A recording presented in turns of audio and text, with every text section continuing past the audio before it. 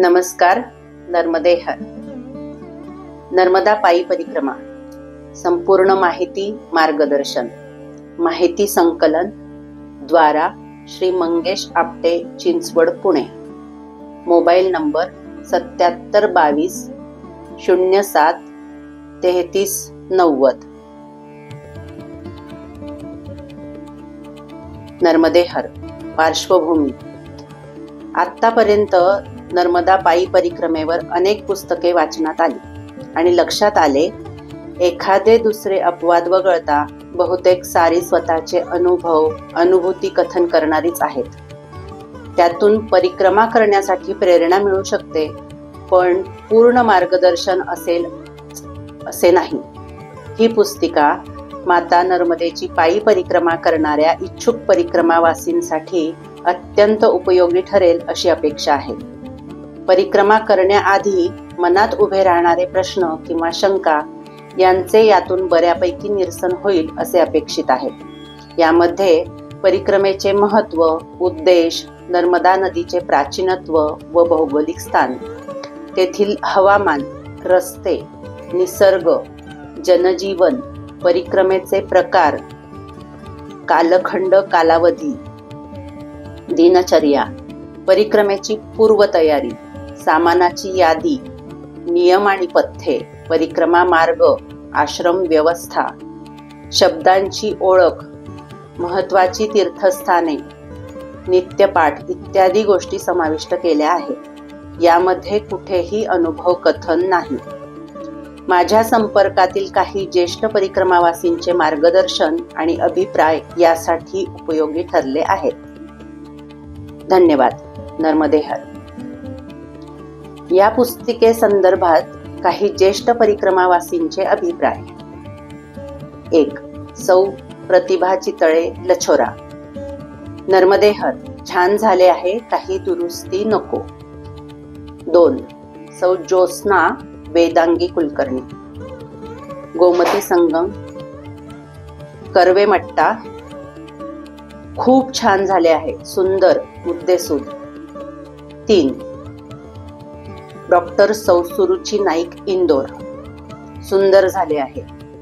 4.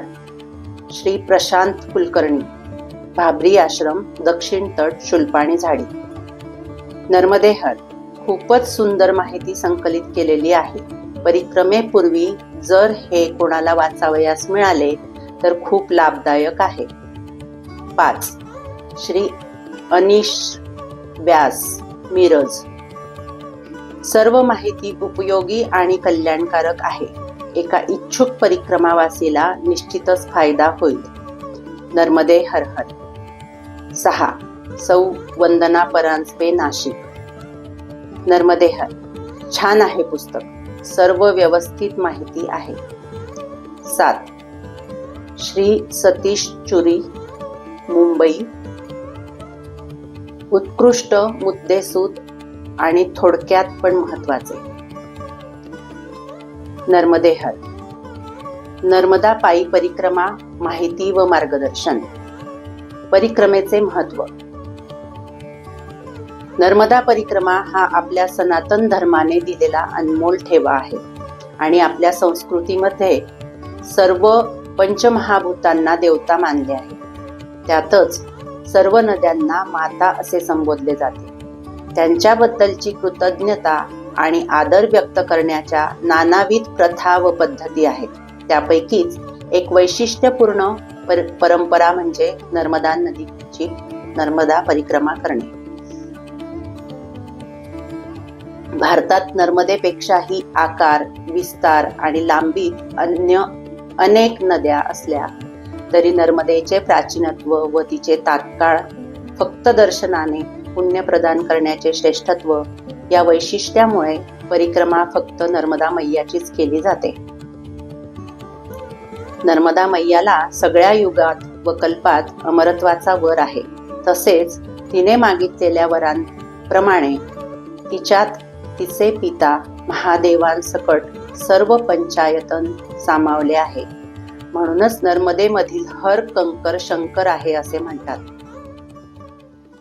मैयाच्या किनारी सर्व देवदेवतांनी ऋषीमुनींनी व संत महात्म्यांनी त्यांचे पापक्षालन व शापमुक्तीसाठी तप केलेले आहे.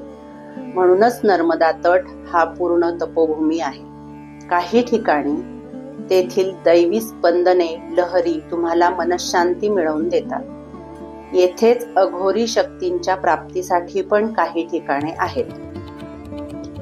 नर्मदा परिक्रमा म्हणजे एक तप अनुष्ठान आहे. या परिक्रमेने जन्मजन्मांतराचे पाप नष्ट होते. ती तुमच्या सहनशक्तीची प्रत्येक क्षणाला परीक्षा घेत असते. नर्मदा परिक्रमेचा उद्देश: नर्मदा नदी आणि तिच्या किनाऱ्यावरील पवित्र तीर्थक्षेत्रांचे महत्त्व जाणून तेथील सकारात्मक ऊर्जा ग्रहण करून स्वतःची आध्यात्मिक प्रगती साधणे. गृहस्थाश्रमी व्यक्तीला संसारात राहून नामस्मरण करणे अवघड जाते, पण परिक्रमेदरम्यान अल्पावधीत तुम्ही हे सहज साध्य करू शकता व तो जप तुमची आध्यात्मिक शक्ती व अष्टसात्विक भाव वाढविण्यास मदत करतात. परिक्रमेमध्ये माणूस अंतर्मुख होतो व स्वतःच्या स्वभावाचे खरे खोटे कंगोरे त्याला दिसून येतात. आपल्या सनातन धर्मात सांगितलेल्या 4 आश्रमांपैकी संन्यासाश्रम सगळ्यांना शक्य नाही, परंतु गृहस्थाश्रमातून वानप्रस्थाश्रमाकडे एक पाऊल नक्की पडते. नर्मदा परिक्रमेचे आद्य प्रवक्ता: पौराणिक मान्यतेनुसार श्री मार्कंडेय ऋषी हे नर्मदा परिक्रमेचे आद्य प्रवर्तक मानले जातात. त्यांनी सुमारे 7000 वर्षांपूर्वी परिक्रमेची सुरुवात केली होती. मार्कंडेय ऋषींच्या परिक्रमेचे वैशिष्ट्य म्हणजे त्यांनी नर्मदा नदी आणि तिला मिळणाऱ्या 999 उपनद्यांचे प्रवाह न ओलांडता प्रत्येक नदीच्या उगमाला वळसा घालून मार्गक्रमण केले. या पूर्णतः शास्त्रोक्त महापरिक्रमेला त्यांना 27 वर्षे लागली होती. मानवी हस्तक्षेपामुळे आज घडीला यातील बऱ्याच नद्या नामशेष झाल्या आहेत. गुगलवर शोधल्यास याची प्रचिती येईल. नर्मदा नदीचे प्राचीनत्व, भौगोलिक स्थान, परिसराविषयी आणि इतर सामान्य माहिती. भारतातल्या प्रमुख 7 नद्यांमधली नर्मदा ही एक प्रातस्मरणीय नदी असून ती भारताच्या जवळपास मध्यातून पूर्व पश्चिम वाहते. त्यामुळे भारताचे उत्तर भारत व दक्षिण भारत असे भौगोलिक विभाजन झालेले आहे आणि त्यामुळेच उत्तर भारत व दक्षिण भारत अशा 2 भिन्न जीवनशैली निर्माण झाल्या. उत्पत्ती: पौराणिक कथेनुसार सृष्टीच्या निर्मितीच्या वेळेस भगवान शिवद्वारा केलेल्या तांडव नृत्याच्या वेळेस त्यांच्या शरीरातून निघालेल्या घामातून नर्मदा नदीचा उगम झाला व त्यावेळेस पृथ्वीवर कुठलीच नदी नव्हती. म्हणून आदिपुरुष भगवान शंकराने सर्वांच्या कल्याणाकरता तिला पृथ्वीवर पाठवले. या व्यतिरिक्त पण अनेक कथा आहेत. नर्मदा नदीचे प्राचीनत्व अंदाजे 15 कोटी वर्ष. याचा पुरावा म्हणजे नर्मदा किनाऱ्यावर असलेल्या राष्ट्रीय जीवाश्म पार्क, ग्राम घुहुआ, जिल्हा दिंडोरी, उत्तर तट अमरकंटक पासून अंदाजे 150 किलोमीटर येथे सापडलेले जीवाश्म. नर्मदा नदी ही भारतातील एकमेव नदी आहे जिचा महिमा स्कंद पुराणातील रेवाखंड नावाच्या वेगळ्या विभागात आहे. तसेच रामायण, महाभारत आणि इतर अनेक पुराणांमध्ये नर्मदा मैयाचा उल्लेख आहे. जन्मतिथी: महिना माघ, शुक्ल पक्ष, तिथी सप्तमी, रथसप्तमी. नक्षत्र अश्विनी, वार रविवार. जन्मस्थान विंध्य पर्वत रांगेतील मेकल पर्वतावर, अमरकंटक, छत्तीसगड. नर्मदा महामंत्र: नर्मदे हर, नर्मदा गायत्री. ओम रुद्रदेहाय विद्महे मेकल कन्याय धीमहि तन्नो रेवा प्रचोदयात. नर्मदा नदीची एकूण लांबी 1312 किलोमीटर. नदीची वाहण्याची दिशा पूर्व ते पश्चिम असून ही नदी 4 राज्यातून छत्तीसगड, मध्य प्रदेश, महाराष्ट्र आणि गुजरात आणि 27 जिल्ह्यातून वाहते. नर्मदा नदीला मिळणाऱ्या प्रमुख नद्या: दक्षिण तट बुडनेर, बंजर, शेर, टक्कर, दुधी, तवा, गंजल, कुंडी, गोई व करज. उत्तर तट हिरण, तेंडोनी, बरणा, कोलार, मान, पुरी, हथनी, ओरसंग. नर्मदा नदीवरील प्रमुख धरणे: सरदार सरोवर, इंदिरा सागर जे पुनासा, ओंकारेश्वर, महेश्वर, बर्गी, मान, जोबाट आणि तवा. पर्वत: विंध्य आणि सातपुडा पर्वत श्रेणी. नर्मदा किनाऱ्यावरील प्रमुख जंगले: अमरकंटक, शूलपाणी उत्तर व दक्षिण तट, ओंकारेश्वर, मांधाता, मुंदी, इंदिरा सागर धरण भाग, लक्कडकोट नर्मदा वन्यजीव अभयारण्य, मंडला जीवाश्म राष्ट्रीय उद्यान. कान्हा पंचमढी ही थेट परिक्रमा मार्गावर नाही, पण 100 ते 120 किलोमीटर परिसरात आहेत. परिक्रमा मार्गावरील अंदाजे हवामान: नोव्हेंबर ते मार्च या दरम्यानचे. पाऊस 5 ते 6 दिवस 5%, कडकडीत ऊन 15 ते 16 दिवस 12%, कडक थंडी 20-21 दिवस 15%, सामान्य हवामान 88 ते 90 दिवस 68%. परिक्रमा करताना लागणारे रस्त्याचे प्रकार: राष्ट्रीय महामार्ग, राज्य रस्ता, एकेरी डांबर किंवा सिमेंट रस्ता, कच्चा रस्ता, माती, मुरुम, खडी, दगड, वाळूतून, पायवाट, काटेरी झाडी, जंगल, शेती, दलदल, अनेक टेकड्यांचे घसरडे चढउतार, मांडीपर्यंत गुडघाभर पाण्यातून नदी नाले ओलांडणे, नावेतून नदी समुद्र ओलांडणे, छोट्या हलत्या लाकडी साकवावरून नाले नदी ओलांडणे इत्यादी. परिक्रमा मार्गावर दिसणारे पक्षी, प्राणी, वृक्ष इत्यादी. पक्षी: माझ्या परिक्रमा कालखंडात मी नर्मदा परिक्रमा मार्गावर 70 ते 75 प्रकारचे विविध शहरी, जंगली आणि जलचर पक्षी पाहिले. त्याची नोंद या पुस्तिकेत लिंक आणि QR कोडवरती उपलब्ध करून दिलेली आहे. प्राणी: 60-70 वर्षापूर्वी पर्यंत नर्मदा किनारी जंगली श्वापदे आणि भिल्ल आदिवासी यांची भरभर होती. परंतु विकासाच्या नावाखाली झालेले शहरीकरण आणि जंगलातून गेलेले रस्ते, त्यामुळे वाहनांची वाढलेली रहदारी, व्यावसायिक हेतूंसाठी वृक्षतोड व इंधनासाठी लाकडाचा वापर, तसेच अनेक धरणांच्या पाणलोट क्षेत्रामुळे बहुतेक सगळ्या जंगलांवर झालेले अतिक्रमण हे तेथील पशु पक्षी यांना प्रतिकूल परिस्थिती निर्माण झाल्यामुळे ते एकतर विस्थापित झाले अथवा नष्ट झाले.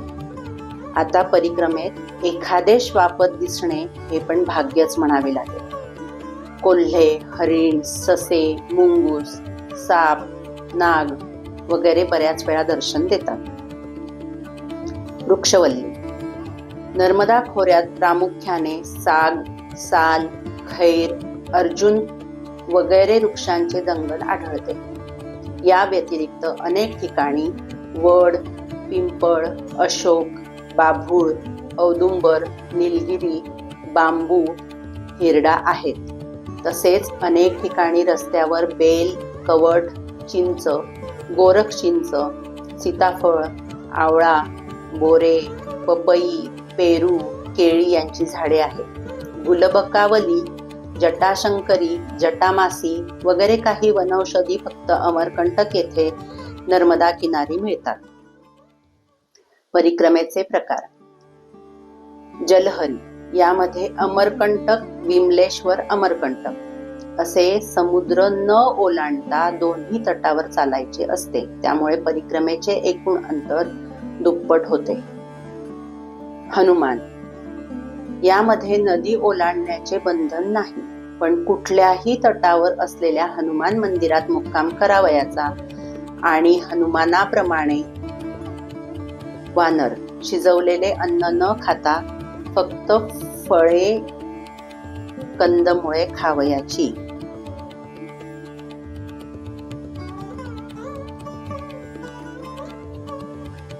मुंडमाल ही माळेसारखी एका बाजूने निघून तट पार करून परत मूळ जागी जावयाचे असते. बहुतेक सगळे हीच परिक्रमा करतात. दंडवत परिक्रमा, साष्टांग नमस्कार घालत करावयाची परिक्रमा. मार्कंडेय परिक्रमा, उपनद्या न ओलांडता करावयाची परिक्रमा. खंडित परिक्रमा, परिक्रमा करण्याची अतिशय इच्छा आहे, परंतु नोकरी, व्यवसाय यातून सलग 4-5 महिने वेळ काढता येत नाही, त्यांच्यासाठी हा एक सुयोग्य पर्याय आहे. यामध्ये संकल्प केल्यानंतर आपल्याला सोयीचा असेल तेवढ्या कालावधी करता नदी काठाने चालणे आणि त्यानंतर एखाद्या आश्रमात संकल्प सोडल्यावर बरोबर घेतलेले मैयाचे जल, फोटो तिथेच ठेवून स्वगृही परतणे व परत योग्य वेळी तिथूनच परत परिक्रमा चालू करणे. यासाठी कालावधीचे बंधन नाही. यामध्ये काही वेळा बरीच वर्षे जातात आणि त्यातून काही कारणामुळे संकल्प पूर्ण होऊ शकला नाही तर त्याचा कौटुंबिक त्रास होऊ शकतो. या व्यतिरिक्त 1 दिवसाच्या पंचक्रोशी, उत्तरवाहिनी वगैरे परिक्रमा करतात. परिक्रमेसाठी वापरण्यात येणारी साधने: पायी, सायकल, मोटरसायकल, कार, ट्रॅक्टर, बस इत्यादी. परिक्रमेमधील प्रमुख टप्पे: शूलपाणी झाडी पार करणे, विमलेश्वर येथे रत्नसागर पार करून तट परिवर्तन, मांडवगड उतरणे, लक्कडकोट जंगल पार करणे, अमरकंटक चढणे आणि तट परिवर्तन. संकल्प पूर्ती. परिक्रमा कालखंड: प्रत्येक वर्षी ही परिक्रमा दिवाळीनंतर देव उठणी एकादशी नंतर चालू करतात. उन्हाळा, पावसाळा आणि चातुर्मास संपलेला असतो आणि पुढील 3-4 महिने चालण्यासाठी अतिशय उत्तम वातावरण असते. पीक पाणी झालेले असते व थोडासा निवांत वेळ असतो, त्यामुळे मैया किनाऱ्यावरील लोक पण सेवा देण्यासाठी अतिशय उत्सुक असतात. सामान्य चाल ठेवली तरी अंदाजे 3100 किलोमीटर चालण्यास 4-5 महिने पुरेसे होतात. परिक्रमा किती दिवसात पूर्ण करावी यासाठी कालावधीचे बंधन नाही व तसे स्वतःला बंधन घालून घेऊ नये, कारण यामध्ये अंतराला, किलोमीटरला महत्त्व नसून मैयाच्या किनाऱ्यावरील सर्व पवित्र तीर्थस्थानाचे दर्शन घेऊन तेथील सकारात्मक ऊर्जा प्राप्त करणे हे महत्त्वाचे आहे. काही जण ही परिक्रमा 3 वर्षे, 3 महिने, 13 दिवसांची करतात. त्या स्थितीमध्ये दिवसाला फक्त 4-5 किलोमीटर चालणे होते. बरेच जण नवरात्री, एकादशी, अमावस्या, पौर्णिमा या दिवशी चालत नाहीत. वैयक्तिक पातळीवर बोलायचे झाल्यास उतार वयात केलेली परिक्रमा फक्त आयुष्यात कसे जगावे याची शिकवण देईल, परंतु त्यासाठी पुरेसे आयुष्य नसेल. तेच तरुणपणी परिक्रमा केल्यास मिळालेल्या शिकवणीची अंमलबजावणी करण्यासाठी पुरेसे आयुष्य हातात असेल. परिक्रमा कुठून सुरू करावी आणि कुठे संपवावी? मैयाच्या किनाऱ्यावरून कुठूनही परिक्रमा उचलू शकतो. संकल्पपूर्ती झाल्यावर शेवटी बरोबर घेतलेले जल ओंकारेश्वर आणि ममलेश्वर येथे अर्धे समर्पित करावयाचे असल्याने बहुतेक सगळेजण ओंकारेश्वर इथूनच परिक्रमा उचलतात. ज्यांना शक्य असेल त्यांनी ओंकारेश्वरच्या पलीकडील उत्तर तटावरील खेडीघाट, बडवाह येथून परिक्रमेचा संकल्प घ्यावा, जेणेकरून प्रत्येक तीर्थस्थानाचे शांतपणे दर्शन घेता येते. तसेच आश्रमातील गर्दी टाळता येते. आश्रमात गर्दी कमी असल्यामुळे तेथील महंत, स्वामी, ज्येष्ठ परिक्रमावासी यांच्याशी वैयक्तिक पातळीवरती संवाद साधून सत्संगाचा पण अनुभव घेता येतो. तसेच त्यांचे परिक्रमा आणि परिक्रमावासी यांच्या संदर्भातील विचार, महत्वपूर्ण मार्गदर्शन पण मिळते. ओंकारेश्वर पलीकडेच असल्यामुळे शेवटच्या दिवशी पण जास्त वेळ जात नाही. संकल्पपूर्ती झाल्यावर नर्मदा व कावेरी संगमावर स्नान करून तिथे भिजवलेली चणा डाळ ऋणमुक्तेश्वराला अर्पण करून परिक्रमेत तुम्हाला वेगवेगळ्या प्रकारे सेवा देणाऱ्यांच्या ऋणातून मुक्त व्हावं याचे अशी एक प्रथा आहे. तसेच मानधाता पर्वताला प्रदक्षिणा घालणे अनिवार्य आहे. परिक्रमेतील दिनचर्या कशी असावी? परिक्रमेच्या नियमाप्रमाणे सूर्योदयानंतर सुरुवात करणे आणि सूर्यास्ताच्या आधी जिथे आहे तिथे थांबणे. यात परिक्रमावासींची सुरक्षितता महत्वाची आहे, कारण अनोळखी रस्ते, बऱ्याच ठिकाणी जंगले आणि सरपटणाऱ्या प्राण्यांचाही धोका असतो. तसेच वेळेत आश्रमात पोहोचल्यामुळे त्यांनाही नियोजनाच्या दृष्टिकोनातून सोयीस्कर होते. आश्रमात पोहोचल्यानंतर तेथील महाराजांना विचारूनच आसन लावावे. महाराजांना विचारून लगेच काही सेवा असल्यास अवश्य करावी. आश्रमाची परिस्थिती पाहून काही आर्थिक मदत देता येत असेल तर द्यावी. इथे एक गोष्ट आवर्जून नमूद करावीशी वाटते, ती म्हणजे नर्मदा परिक्रमा करणाऱ्यांमध्ये महाराष्ट्रातील लोकांची टक्केवारी जास्त आहे. त्याचप्रमाणे आश्रम उभारणे आणि चालवणे, प्रत्यक्ष तेथे जाऊन वेगवेगळ्या आश्रमांमध्ये सेवा देणे अथवा दानधर्म करणे यामध्ये पण महाराष्ट्रीयन अग्रेसर आहे. तरी काही लोकांच्या अवगुणांमुळे, जसे की अस्वच्छता, आश्रमाच्या परिक्रमेच्या नियमांचे उल्लंघन, आश्रमात उशिरा येणे आणि पहाटे अंधारात बाहेर पडणे, आश्रमातील सेवेकरी महंत यांचा अनादर करणे, आश्रमाकडून अवास्तव खाण्याच्या पिण्याच्या अपेक्षा ठेवून तशा ऑर्डर देणे, सेवेकऱ्यांना नोकराचाकरासारखी वागणूक देणे, फोनवर मोठ्या आवाजात बोलत राहणे इत्यादी अनेक कारणांमुळे महाराष्ट्रीयन लोकांबद्दल तेथील आश्रमांमध्ये आकस, नाराजी पसरलेली आहे. अर्थात याला काही अपवाद पण आहे. काही वेळा तर निव्वळ महाराष्ट्रीयन आहे म्हणून पुढे पाठवले जाते. तेव्हा सांगण्याचा मुद्दा हा की आश्रमात गेल्यावर अशी वर्तणूक ठेवावी की जेणेकरून आपली महाराष्ट्राची प्रतिमा परत एकदा उंचावेल. रात्री लवकर झोपल्यामुळे पहाटे लवकरच आवरण्यास घेतले जाते. प्रातर्विधी उरकून मैयाजवळ असल्यास शक्यतो स्नानाला घाटावर जाणे अथवा आश्रमात बोअरवेल वरती कोमट पाण्याने स्नान करणे. आपल्याबरोबर दंडाला भैरव स्नान घालणे आवश्यक आहे. त्यानंतर संध्यापूजा आरती करून सामान भरणे, आश्रमाचे सामान जागच्या जागी ठेवणे, काही कचरा केल्या असल्यास कचरा पेटीत टाकून आपली जागा स्वच्छ करणे, नंतर स्थानदेवतेचे दर्शन घेऊन सेवेबद्दल तेथील महाराजांचे आभार मानून पुढील वाटचालीस सुरुवात करणे. तोपर्यंत मिळाला तर चहा आणि बालभोग घेणे. बहुत करून एवढे सगळं उरकेपर्यंत 7:15 होतात. नंतर पुढील 12-15 किलोमीटर दरम्यान असलेल्या तीर्थस्थानाची दर्शने घेऊन एखाद्या आश्रमात दुपारची भोजन प्रसादीसाठी 11 वाजेपर्यंत पोहोचावे, जेणेकरून त्यांना नियोजन करण्यास सोपे जाते. जेवणानंतर थोड्या वेळ विश्रांती घेऊन मार्गस्थ होणे. त्यानंतरचे सूर्यास्ताच्या वेळेप्रमाणे कमी जास्त चालणे. संध्याकाळी आश्रमात पोचल्यावर ताजेतवाने होऊन मैयाची पूजा आरती करून आश्रमात भजन व सत्संगात वेळ घालवणे किंवा काही सेवा असल्यास करणे. बहुतेक आश्रमात रात्रीचे भोजन पण लवकरच उरकले जाते. परिक्रमेची पूर्वतयारी. परिक्रमेसाठी आई, वडील, पती पत्नी, स्वतःची मुलगा मुलगी यांची परवानगी आवश्यक आहे.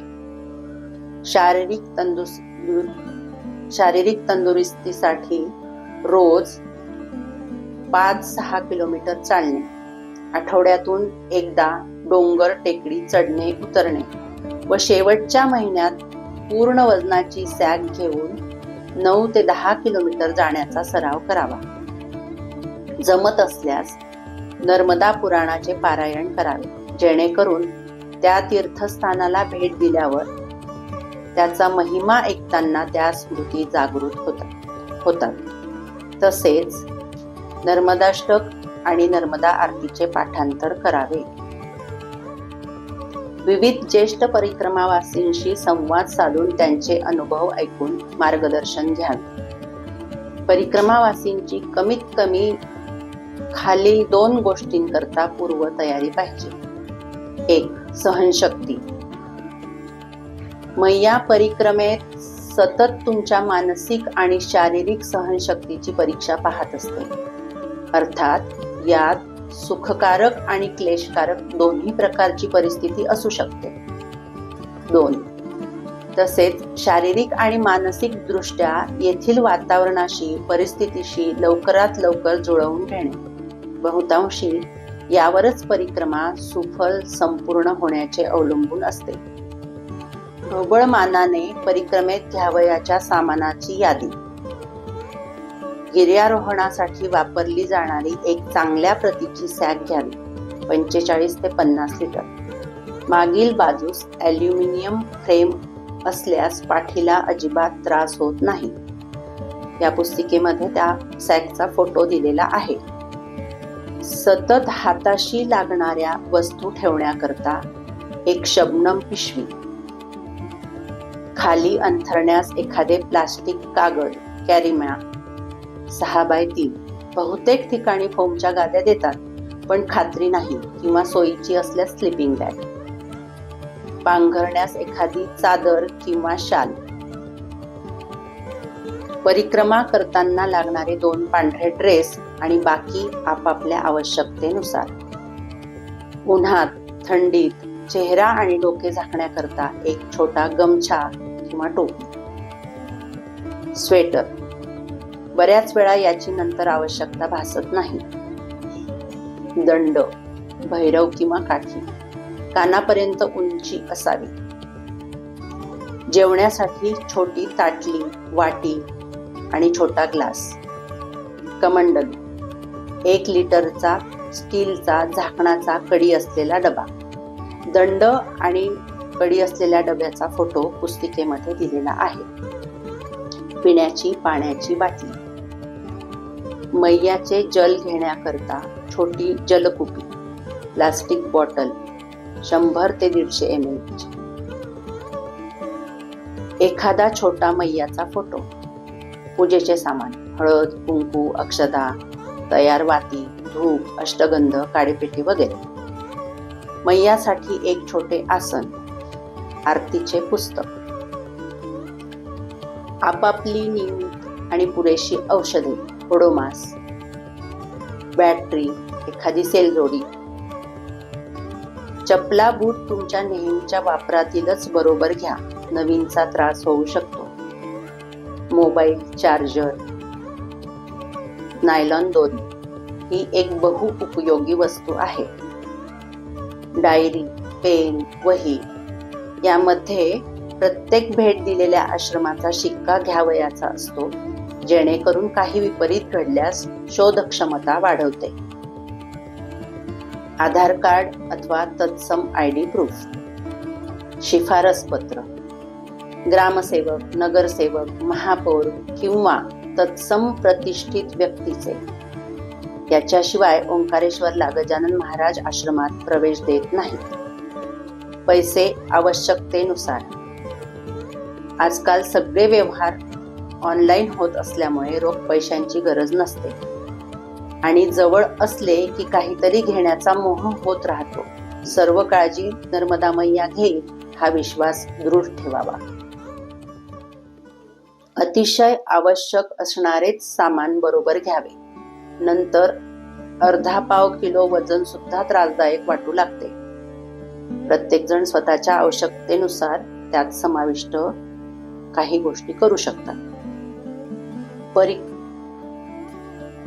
परिक्रमा करताना फार काही कठीण नियम आहेत असे नाही, व जे काही आहेत त्यामध्ये सुद्धा खूप काही लवचिकपणा बघावयास मिळतो. कारण प्रत्येक व्यक्ती त्याच्या आवश्यकतेनुसार व अनुकूल असे फेरफार करतच असते. त्यासाठी आपली सद्विवेक बुद्धी जागृत ठेवून व इतरांना आपल्यापासून त्रास होणार नाही याची कटाक्षाने काळजी घेणे गरजेचे आहे. तसे झाल्यास काहीच अडचण येण्याची शक्यता नाही.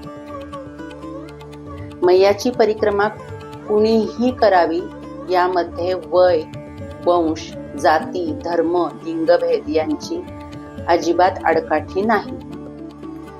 शक्यतो ही परिक्रमा एकट्याने करावी. नर्मदा खंडात या संदर्भातील एक सार्थ म्हण आहे, एक निरंजन दो सुखी, तीन में खटपट चार दुखी. याला थोडीशी आध्यात्मिक पण पार्श्वभूमी आहे. ती म्हणजे नर्मदा परिक्रमा ही एक प्रकारे शिवोपासना आहे आणि शिवोपासना ही एकट्याने करावयाची असते. तर वैष्णवांमध्ये सामूहिक उपासनेला महत्त्व आहे. त्यामुळेच पंढरपूरच्या वारीत असे कधी घडताना दिसत नाही. परिक्रमेला सुरुवात करताना पुरुषांनी क्षौर आणि स्नान करून पांढरी वस्त्रे परिधान करावी. सदरा, बंडी, लुंगी, धोतर, पायजमा. परिक्रमेदरम्यान क्षौर, दाढी व नखे काढू नये. महिलांनी अर्धी पांढरी वस्त्रे, सलवार कमीज परिधान करावी. शास्त्राप्रमाणे महिलांना पूर्ण पांढरी वस्त्रे परिधान करणे संमत नाही. तरुण महिलांनी शक्यतो मासिक धर्म चालू असताना त्या 4 दिवसात चालण्याचे शारीरिक श्रम करू नये. तसेच एखाद्या आश्रमात राहण्याची वेळ आल्यास तेथील आश्रमात तशी स्पष्ट कल्पना देऊन जमत असल्यास वेगळी व्यवस्था करण्याविषयी विनंती करावी, किंवा कोणाच्या घरी अथवा हॉटेलमध्ये जमत असल्यास स्वतः सोय करावी. या कालावधीत आश्रमातील सेवेकऱ्यांकडून सेवा न घेता फक्त आपल्या बरोबर असलेल्या पती, भाऊ, वडील, बहीण यांच्याच संपर्कात राहावे. आपल्यामुळे त्या तीर्थस्थानाचे पावित्र्य भंग होणार नाही, तसेच कोणाच्याही साधनेत अडचण येणार नाही याची कटाक्षाने काळजी घेणे गरजेचे आहे. कारण आश्रमात असणारे आणि येणारे साधू संत महात्मे या गोष्टी अतिशय कटाक्षाने सांभाळतात आणि पाळतात याची कायम जाणीव ठेवावी. नर्मदा स्नान करून मैया पूजन करावे आणि संकल्प विधी करावा. शक्यतो संकल्प हा निरपेक्ष भावनेने केलेला असावा आणि तो यथाशक्ती, यथामती आणि यथामती असा असावा.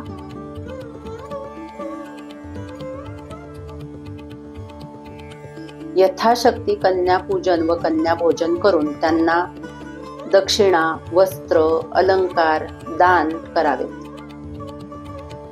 कढई म्हणजे शिरा याचा नैवेद्य दाखवावा.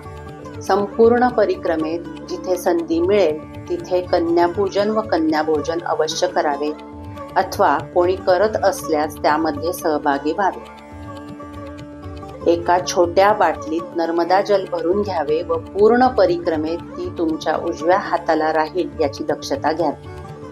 तसेच एक मैयाचा छोटा फोटो बरोबर ठेवावा आणि दोन्हीचे परिक्रमेत सकाळ संध्याकाळ स्नान करून पूजन करावे. ते झाल्याशिवाय शक्यतो प्रवासास सुरुवात करू नये. परिक्रमेदरम्यान ब्रह्मचर्य पाळावे व संन्यस्त विरक्त वृत्तीने राहावे. चालताना शक्यतो एकट्याने चालावे व मैयाच्या नर्मदेहर जप करावा. कामाशिवाय बोलू नये. मैयाला नमस्कार करून काठावर बसून कमंडलूने स्नान करावे. अनुष्ठान देवता नर्मदा मैया असल्यामुळे तिला शक्यतो पाय लावू नये. मैयात तोंड धुणे, चूळ भरणे टाळावे. मैयावर स्नान करताना अथवा कपडे धुताना साबणाचा अजिबात वापर करू नये. तसेच ओले कपडे पिळू नये. कोठेही मैया ओलांडली जाणार नाही याची दक्षता घ्यावी. नर्मदा नदीच्या मुख्य प्रवाहाचे उल्लंघन झाले तरच परिक्रमा खंडित झाली असे मानले जाते. नर्मदा नदीला जोडले गेलेले कालवे, नाले, पाईपलाईन, एखाद्या संगमावर उपनदीत गेलेले नर्मदा जल इत्यादी ओलांडण्याने दोष लागत नाही. कुठल्याही मंदिरात देवाला प्रदक्षिणा घालू नये. गृहस्थाने कुठेही फुकट खाऊ नये. तेथील मंदिरात दान, दक्षिणा अथवा सेवा करून परतफेड करावी. शक्यतो मार्गावर भेटणाऱ्या मुलांना चॉकलेट, पैसे देऊन वाईट सवयी लावू नयेत. कुठेही प्लास्टिक अथवा डिस्पोजल मटेरियलचा वापर होणार नाही याची काळजी घ्यावी. कोणी त्यामध्ये देत असल्यास शक्यतो स्वतःच्या ताटात अथवा भांड्यात घ्यावे. आरोग्यदायी व प्रदूषणमुक्त दोन्ही गोष्टी साध्य होतात. ही कुठल्याही प्रकारची सहल नाही याचे भान ठेवावे. मोबाईलचा वापर. परिक्रमेत जाण्याचे कारण आत्मशोध घेणे, साधना करणे आहे व त्यासाठी सांसारिक, भौतिक साधनांपासून अलिप्त होणे गरजेचे आहे. केवळ आधुनिक जगात वावरत असल्यामुळे आणि हाताशी सोय आहे म्हणून कधीतरी घरच्यांना 1-2 वाक्यात खुशाली कळवून मोबाईलचा मर्यादित वापर करावा. बरेच जण आश्रमात पोहोचल्याबरोबर आधी चार्जिंग पॉइंट शोधून मोबाईल चार्ज करण्यासाठी धडपडतात. त्यानंतर उच्च स्वरात घरच्यांशी, आप्तेष्टांशी तासनतास गप्पा मारत बसतात, जेणेकरून बाकी परिक्रमावासींच्या पूजेत, साधनेत, झोपेत व्यत्यय आणतात. हे पण महाराष्ट्रीयन परिक्रमावासींच्या बद्दल नाराजीचे एक कारण आहे. मोबाईल नेला नाही तरी परिक्रमा व्यवस्थित होते असे अनेकांचे अनुभव आहेत. कोणी सेवा देत असल्यास लगेच प्रेमाने कृतज्ञता व्यक्त करावी, कारण ही सेवा मैयाप्रती आहे हे लक्षात ठेवावे. खुर्चीवर, पलंगावर बसू, झोपू नये.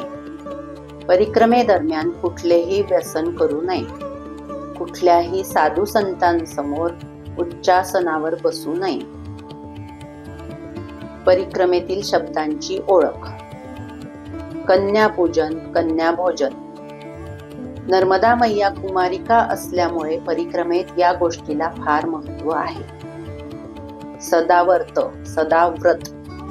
शिधा घेऊन भोजन प्रसादी तयार करणे. कढाई. रव्याचा केलेला गोड शिरा, हलवा या मैयाचा आवडता प्रसाद आहे. मूर्ती.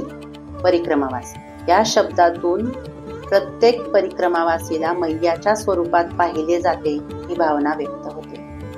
टिक्कर, जाड रोटी. रामरस, मीठ. लंका, तिखट किंवा मिरची. महापुरण, जेवण पूर्ण होणे. बालभोग, नाश्ता. मही, ताक. डोलडाल, संडासला जाणे. भंडारी, स्वयंपाकी. भंडारा, गाव जेवण. चाय की सीताराम, आश्रमात चहासाठी बोलावणे. भोजन की सीताराम, आश्रमात जेवणासाठी बोलावणे. आसन लावणे, मुक्कामाच्या दृष्टीने आपली जागा पक्की करणे. परिक्रमा मार्गावरील राहण्याची आश्रम व्यवस्था. बहुतेक सगळ्या गावांमध्ये आश्रमात अथवा मंदिरात राहण्याची आणि जेवणाची सोय होते. मोठ्या आश्रमामध्ये तयार जेवण मिळते, तर छोट्या आश्रमांमध्ये शिधा घेऊन जेवण तयार करावे लागते. काही वेळेला गावाबाहेर शाळा, अंगणवाडी येथे राहावे लागते. अगदी क्वचित भिक्षा मागण्याची वेळ येते, पण बहुतेक ठिकाणी तशी सोय नसली तरी तेथील ग्रामस्थ तेथे आणून देतात किंवा त्यांच्या घरात अतिशय अल्पावधीत सगळी सोय करतात.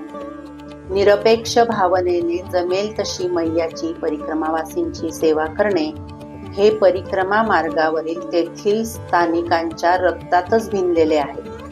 महिलांच्या दृष्टिकोनातून संडास, बाथरूमला मोठा प्रश्न असतो. बऱ्याच ठिकाणी उपलब्ध असतात पण वापरण्यास परवानगी देत नाही. अर्थात 2 कारणे आहेत. परिक्रमावासी त्याच्या योग्य प्रकारे वापर करत नाही आणि येणारे परिक्रमावासी आणि उपलब्ध असलेली सुविधा यांचे व्यस्त प्रमाण असते. म्हणूनच आश्रम व्यवस्थापन तो धोका पत्करण्यास तयार नसते. नर्मदा परिक्रमा मार्ग. संपूर्ण नर्मदा तटावरील छोट्या गावांची यादी इथे देणे शक्य नाही, पण एक अंदाज येण्याच्या दृष्टीने मार्गावरील मोठ्या शहरांची क्रमवार नामे देत आहे. यातील कोणत्याही ठिकाणाहून परिक्रमेचा संकल्प घेऊ शकता. ओंकारेश्वर, बडवाणी, बोरखेडी, शुलपाणी झाडी प्रारंभ, धडगाव, माथासर, गोरा, शुलपाणेश्वर महादेव, शुलपाणी झाडी समाप्त, पोईचा, भालोद, अंकलेश्वर, विमलेश्वर, नावेने रत्नसागर पार करणे तटपरिवर्तन, मिठी तलाई, दहेज, भरूच, नारेश्वर, तिलकवाडा, गरुडेश्वर, हापेश्वर, कोटेश्वर, महेश्वर, मंडलेश्वर, बडवाह, नेमावर, बुधनी, बरेली, बरमान घाट, जबलपूर, शहपुरा, जोगी टिकरिया, अमरकंटक तटपरिवर्तन, दिंडोरी, महाराजपूर, नरसिंगपूर, बरमान घाट, पिप्रिया, नर्मदापुरम, हरदा, मुंदी, ओंकारेश्वर. पायी परिक्रमेत चुकवू नये अशी महत्वाची तीर्थस्थाने. दक्षिण तट. 1. अमरकंटक, मायकी बगिया, येथे तटपरिवर्तन केले जाते. सोनमुडा, शोणभद्र उगम, श्रीयंत्र महामेरू प्रसाद मंदिर, रेवाकुंड, एरंडी संगम आणि कबीर चबुत्रा. 2. सक्का, मुख्य मार्गावरून 2 किलोमीटर आतमध्ये जाऊन येथील दर्शनीय देवनाला अवश्य पाहावा. 3. महाराजपूर, बंजर नदीचा संगम, मंडलाच्या उत्तर वाहिनी परिक्रमेचे आरंभस्थान, सूर्यकुंड व इतर अनेक तीर्थस्थानांचा समूह, सहस्त्रधारा. 4. धुआधार, भेडाघाट. 5. छोटा बरमान घाट, शारदा घाट. 6. नर्मदापुरम, सेठानी घाट, मंदिर समूह. पुढे 2.5-3 किलोमीटरवर खर्रा घाट येथे श्री टेंभे स्वामींनी स्थापित केलेले दत्त मंदिर असून अतिशय रमणीय स्थान आहे. ओंकारेश्वर, ममलेश्वर 12 ज्योतिर्लिंगापैकी एक. 8. रावेरखेडी, श्रीमंत बाजीराव पेशवे यांची समाधी. 9. तेली भट्ट्यान, श्री संत सियाराम बाबा समाधी. 10. बडवानी, सिद्धेश्वर मंदिर, राजघाट मंदिर. 11. गोरागाव, शूलपाणेश्वर महादेव. 12. पोईचा, स्वामीनारायण मंदिर. 13. भालोद, एकमुखी दत्त, श्री प्रतापे महाराज. 14. जगदीश मडी, येथून पुढे रत्नसागर पार करेपर्यंत मैयाचे दर्शन होत नाही. 15. गुमानदेव हनुमान मंदिर. 16. बुलबुला कुंड, हजातगाव. 17. विमलेश्वर, सोमेश्वर, रत्नेश्वर महादेव, उत्तर तट. 18. भाडभूत, भारेश्वर महादेव. 19. भरूच, कामनाथ महादेव, भृगुतीर्थ. 20. झाडेश्वर, नीलकंठेश्वर. 21. मोतीकरोल, पंचकुबेर तीर्थ. 22. नारेश्वर, श्री रंगावधूत महाराज समाधी स्थळ. 23. मालसर, डोंगरे महाराज समाधी स्थळ व इतर अनेक मंदिरे. 24. शिनोर, एकूण 8 तीर्थस्थाने आहेत. 25. अनुसुया माता मंदिर. 26. चांदोद, अनेक तीर्थस्थाने. 27. कुबेर भंडारी. 28. गरुडेश्वर, श्री वासुदेवानंद सरस्वती टेंबे स्वामी यांची समाधी स्थळ, गरुड तपोभूमी. 29. हापेश्वर, शुलपाणी झाडी उत्तर तट. 30 मांडवगड मांडू चतुर्भुज राम मंदिर. 31 महेश्वर अहिल्याबाई होळकर यांची कर्मभूमी व घाट. 32 मंडलेश्वर काशी विश्वनाथ व इतर तीर्थस्थाने. 33 बडवाह खेडीघाट श्रीराम महाराज. 34 चवन आश्रम चवनेश्वर महादेव. 35 सीताबन पिपरी. 36 जयंती माता मंदिर लक्कडकोट जंगल प्रारंभ. 37 नेमावर मैयाचे नाभिस्थान. 38 बरमान घाट.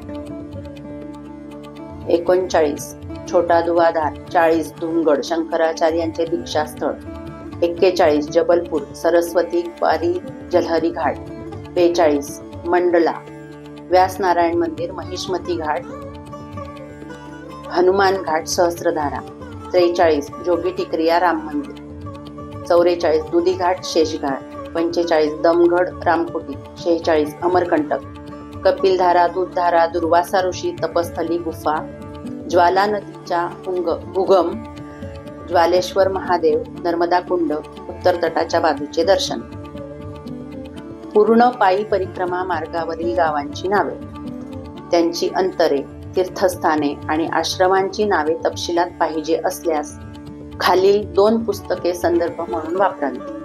1 नर्मदा परिक्रमा मार्गदर्शिका लेखक आत्मकृष्ण प्रकाशक श्री अवधूत साहित्य प्रकाशन ट्रस्ट नारेश्वर.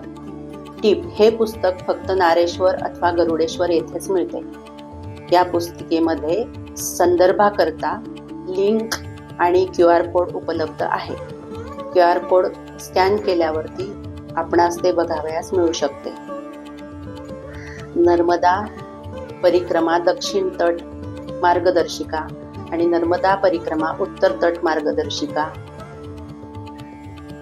या लिंकवरती उपलब्ध आहे.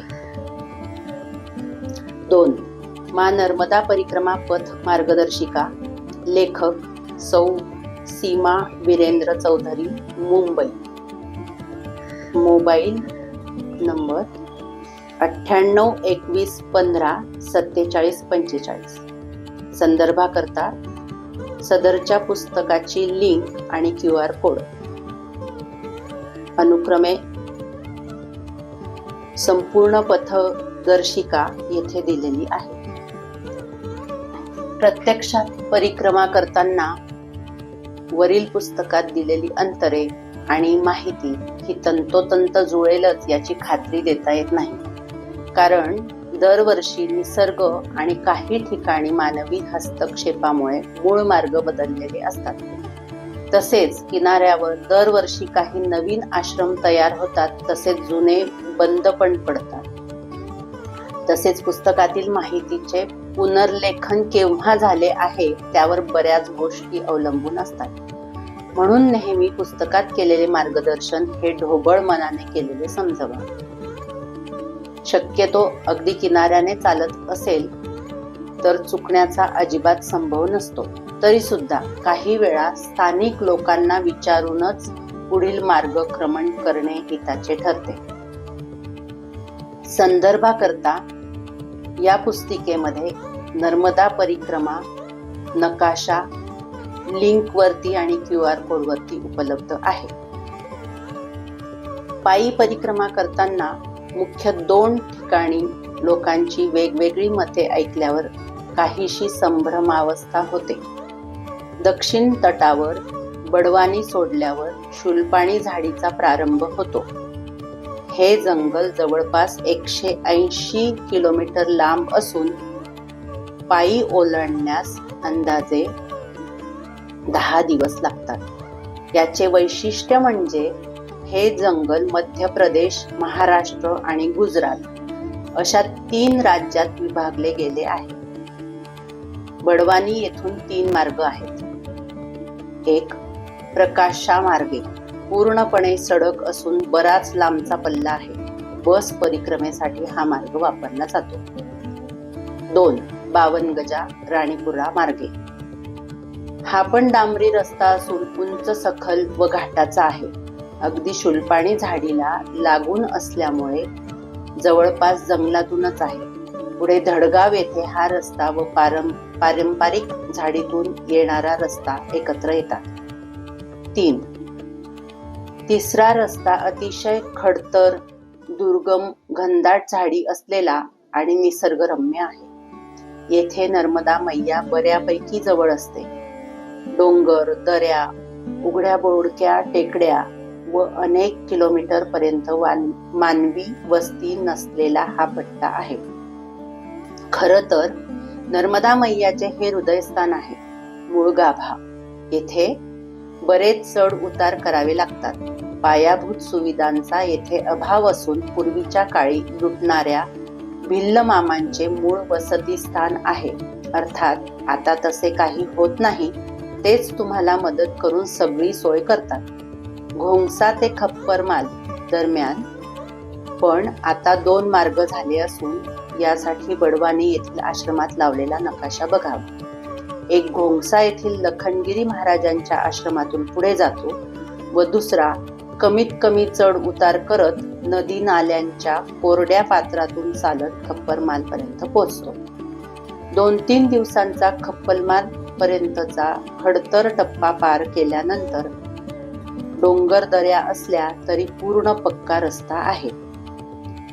थोडासा कष्टदायक असला तरी मैयाच्या हृदयात स्थान मिळावयाचे असल्यास याच रस्त्याने जावे असे मी आग्रहाने सांगेन.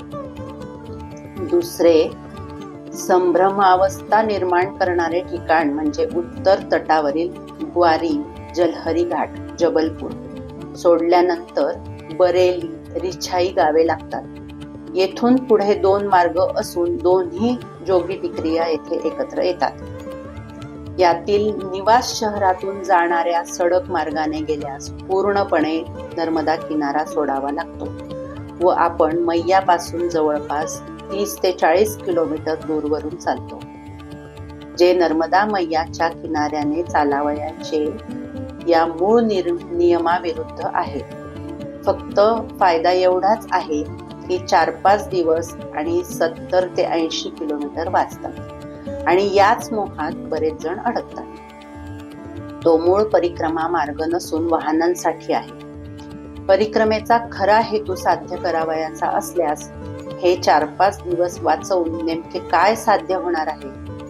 मंडला मार्गे जाताना जरी अंतर वाढत असले व थोडासा खडतर रस्ता असला तरी सतत मैयाचा सहवास, सगळे संगम आणि तीर्थस्थानांच्या दर्शनाचा लाभ हे अतिशय महत्त्वपूर्ण आहे.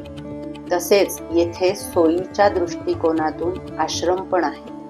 म्हणूनच माझी पसंती ही मंडला मार्गच राहील. नित्यपाठ. रोज सकाळी संध्याकाळी स्नान झाल्यावर आणि नित्य पूजापाठ झाल्यानंतर नर्मदा मैयाची आरती व अष्टक म्हणावे, जे या पुस्तिकेत दिलेले आहे. रोज पूजापाठ झाल्याशिवाय परिक्रमा चालू करू नये. जरी सहकारी बरोबर असले तरी चालताना त्यांच्यात अंतर ठेवून चालावे आणि मनात मैयाचा जप नर्मदे हर करावा. या पुस्तिकेमध्ये नर्मदाष्टक आरती दिलेली आहे. हिंदी आणि मराठीतील आरती या पुस्तकात दिलेली आहे. माहिती संकलन द्वारा श्री मंगेश आपटे, चिंचवड, पुणे. Mobile number 772207 3390. अभिवाचन सौ सुनीता पाटील, चिंचवड. या पुस्तिकेसाठी श्री मंगेश आपटे, मोबाईल नंबर 772207 3390 अथवा सौ माधवी आपटे, मोबाईल नंबर 9545 27 94 44 यांच्याशी संपर्क साधावा. धन्यवाद.